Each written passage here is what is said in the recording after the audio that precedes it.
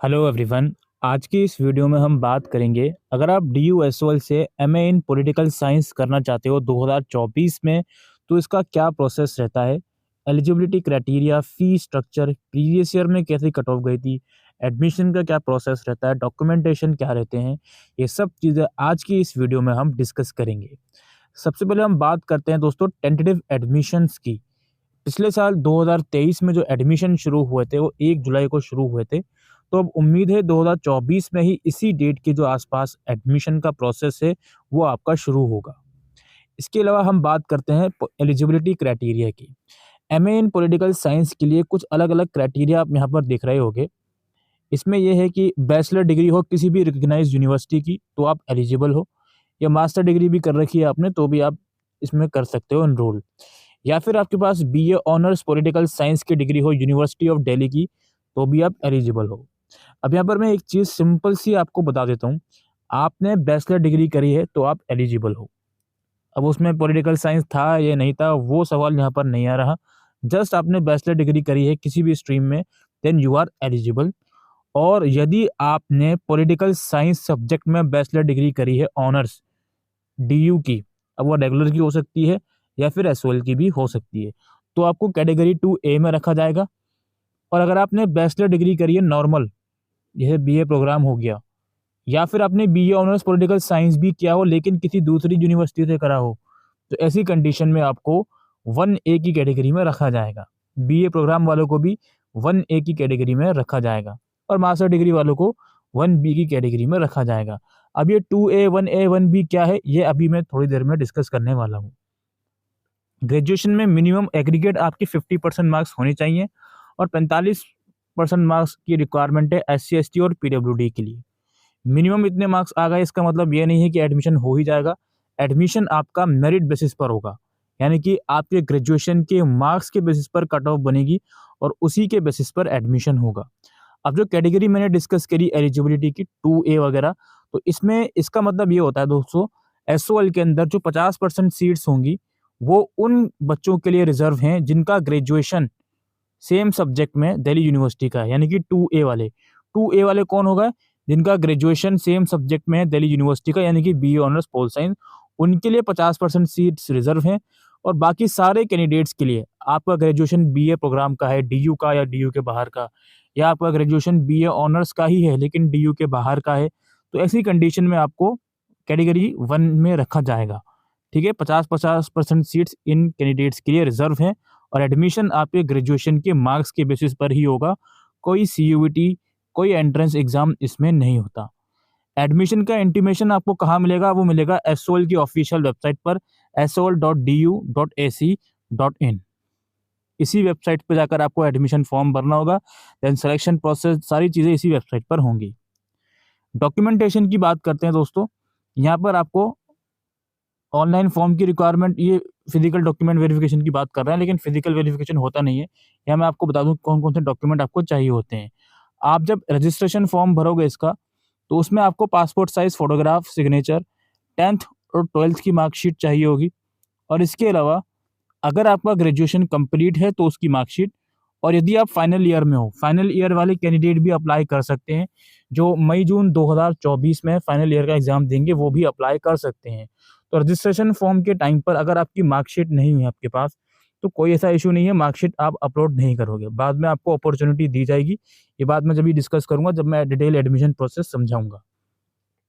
और इसके अलावा अगर आपका ग्रेजुएशन किसी दूसरी यूनिवर्सिटी का है, तो ऐसी कंडीशन में आप लोगों को माइग्रेशन सर्टिफिकेट चाहिए होगा। ठीक है, और इसके अलावा आप रिजर्व कैटेगरी का सर्टिफिकेट लगाओगे, ओबीसी, SC ST या ईडब्ल्यूएस जो भी आपका डॉक्यूमेंट है। अगर आप फीस कंसेशन या फाइनेंशियल असिस्टेंस के लिए अप्लाई कर रहे हो तो इनकम सर्टिफिकेट या बीपीएल वगैरह वो चीज़ें आपको लगानी पड़ेंगी। और डिसेबिलिटी सर्टिफिकेट, यानी कि फिजिकली हैंडीकैप कैंडिडेट अगर आप हो तो उसका डॉक्यूमेंट आपको लगाना पड़ेगा। इसके अलावा फीस की बात करते हैं हम, जी हाँ, एडमिशन फीस की बात करते हैं। एमए इन पॉलिटिकल साइंस की 1 साल की फीस है 7,760 रुपये, जिसमें सेमेस्टर 1 की एग्जामिनेशन फीस इंक्लूड है।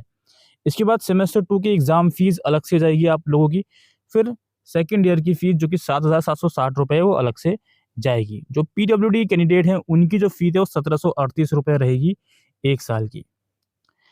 एमए इन पॉलिटिकल साइंस का स्पेन पीरियड की अगर मैं बात करूं दोस्तों, ये जो प्रोग्राम है ये मिनिमम 2 साल का है और मैक्सिमम आपको 4 साल मिलेंगे इस प्रोग्राम को कंप्लीट करने के लिए। यानी कि अगर कोई पेपर रह जाता है या फिर आप फेल हो जाते हो तो उस कंडीशन में मैक्सिमम 4 साल आपको मिलेंगे इस प्रोग्राम को कंप्लीट करने के लिए। एसओएल के अंदर कुछ सुविधाएं होती हैं, सिलेबस और स्टडी मटेरियल आपको प्रोवाइड करवाया जाता है एसओएल की तरफ से। और इसके अलावा काउंसलिंग सेशन भी होते हैं। हर सेमेस्टर में 15 से 20 क्लासेस आपको दी जाती हैं प्रोस्पेक्टस के according. Sunday to Sunday classes लगती हैं और इसकी जो क्लासेस हैं वो सिर्फ दिल्ली के अंदर ही लगेंगी और एग्ज़ाम्स वगैरह भी इसके दिल्ली के अंदर ही होंगे। लाइब्रेरी फैसिलिटीज़ आप लोगों को दी जाती है। डीटीएस बस पास की फैसिलिटीज़ आप लोगों को दी जाती है। डीटीसी बस पासेस जो दिल्ली गवर्नमेंट की बसेस होती हैं। और लाइब्रेरी फैसिलिटीज़ एसओएल के नॉर्थ और साउथ कैंपस में अवेलेबल है। उसकी फैसिलिटी भी और बुक बैंक की फैसिलिटी भी आप लोगों को दी जाती है। एग्जामिनेशन सेंटर यानी कि इसमें जब आप प्रोग्राम में एनरोल कर लोगे तो जनरली ये जो प्रोग्राम है दोस्तों ये सेमेस्टर वाइज प्रोग्राम है। इसके ऑड सेमेस्टर के एग्ज़ाम होते हैं वो नवंबर दिसंबर में होते हैं और जो इवन सेमेस्टर के एग्ज़ाम होते हैं वो अप्रैल मई या जून में कंडक्ट होते हैं। साल में 2 बार आप लोगों को एग्ज़ाम देने होंगे और एग्ज़ाम इसके सिर्फ दिल्ली में ही होंगे। आप दिल्ली के बाहर से हो आप अप्लाई कर सकते हो, लेकिन एग्ज़ाम देने के लिए आपको दिल्ली में आना पड़ेगा। इसके बाद इसका एक मोस्ट इम्पोर्टेंट इवैल्यूएशन का कंपोनेंट है वो है इंटरनल असेसमेंट। इंटरनल असेसमेंट का जो वेटेज है वो 30 मार्क्स का होता है 100 में से और वो ऑनलाइन करवाया जाता है जो आप अपने घर बैठे-बैठे भी दे सकते हो। Online MCQ based internal assessment SOL में करवाए जाते हैं। पासिंग क्राइटेरिया की बात करें तो मिनिमम इंडिविजुअल सब्जेक्ट में आपको 40% मार्क्स लाने होंगे in order to clear the subject.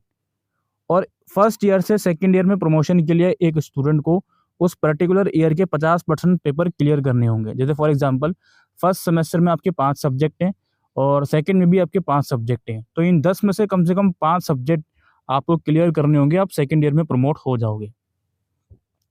लेकिन जो सब्जेक्ट आपने क्लियर नहीं करे होंगे वो सब्जेक्ट आपको सेकंड ईयर के साथ क्लियर करने ही होंगे, फर्स्ट का थर्ड सेमेस्टर के साथ और सेकंड का फोर्थ सेमेस्टर के साथ। अब थोड़ा सा ब्रीफ एडमिशन प्रोसेस हम समझते हैं, इसके बाद लास्ट में हम कट ऑफ का थोड़ा सा डिस्कशन करेंगे। जो सबसे पहला स्टेप आपका ये होगा, आपको ऑनलाइन फॉर्म भरना पड़ेगा, रजिस्ट्रेशन फॉर्म। इसमें अपनी सारी रिलेवेंट डिटेल्स आपको प्रोवाइड करनी होंगी और इसमें 250 रुपये इसकी फ़ीस रहेगी। कुछ रिजर्व कैटेगरी के लिए 100 रुपये इसकी फ़ीस रहेगी। फाइनल ईयर वाले कैंडिडेट भी रजिस्ट्रेशन फॉर्म भर सकते हैं।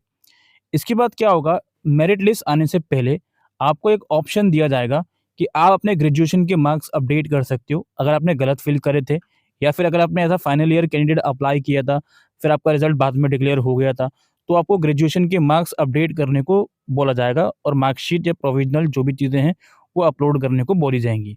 और ये बहुत क्रूशियल स्टेप होता है क्योंकि आपका एडमिशन सोलली आपके ग्रेजुएशन के मार्क्स के बेसिस पर है, तो ये वाला स्टेप बहुत इंपॉर्टेंट होता है आपका सिलेक्शन प्रोसेस के अंदर। इसके बाद क्या होता है, एडमिशन सिर्फ मेरिट बेस पर होगा। इसके बाद क्या होता है, एसओएल मेरिट लिस्ट रिलीज करता है, जो भी आपने मार्क्स एंटर करें हैं रजिस्ट्रेशन फॉर्म में उसके बेसिस पर।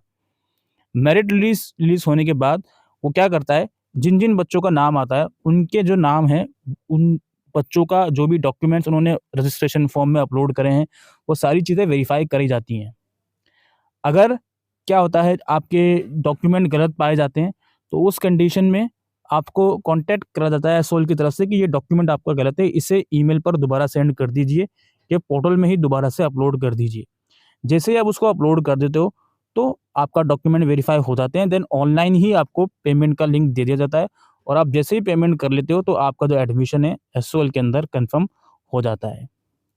जिस टाइम पर एडमिशन लिस्ट निकाली जा रही होती है उस टाइम पर कुछ डिस्क्रिपेंसी लिस्ट भी निकालता है एसओएल, जिसमें ये बताता है कि इस बच्चे को हमने कंसिडर नहीं करा है मेरिट लिस्ट के क्योंकि इसके मार्क्स अपडेट नहीं थे या जो भी चीज़ें थी, तो उसको करेक्ट करने का भी ऑप्शन एसओएल देता है। इसी तरीके से 3 से 4 लिस्ट मिनिमम डिक्लेयर होती हैं और सेम प्रोसेस एसओएल का चलता है एडमिशन के लिए। याद रखिएगा कैटेगरी जो मैंने आपको बताई 2A कैटेगरी के लिए अलग लिस्ट आती है और बाकी अदर कैटेगरीज के लिए अलग लिस्ट आती है।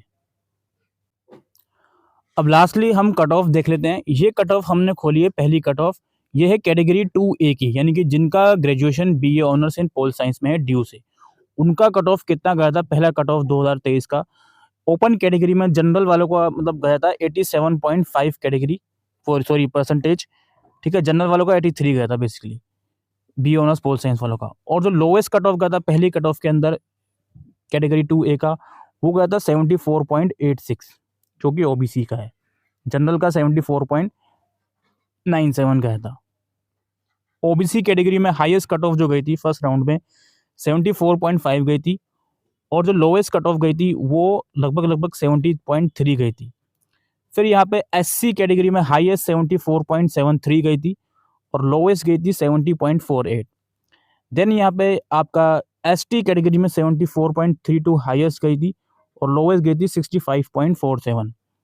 ईडब्ल्यूएस में 74.46 हाईएस्ट कट ऑफ गई थी फर्स्ट राउंड में और 63.51 लोएस्ट गई थी। और जो डिसेबल कैंडिडेट है उनकी हाईएस्ट कट ऑफ 73.37 गई थी और लोएस्ट 64.05 गई थी। इसके अलावा यहाँ पे अब हमारे पास कैटेगरी 1A और 1B वालों की मेरिट लिस्ट है। पहली मेरिट लिस्ट यानी कि वो बच्चे जिन्होंने बीए प्रोग्राम किया है, बेसिकली अगर हम बात करें तो उनकी कट ऑफ है। अब यहाँ पे ओपन कैटेगरी के अंदर हाईएस्ट कट ऑफ जनरल की गई थी 96.8।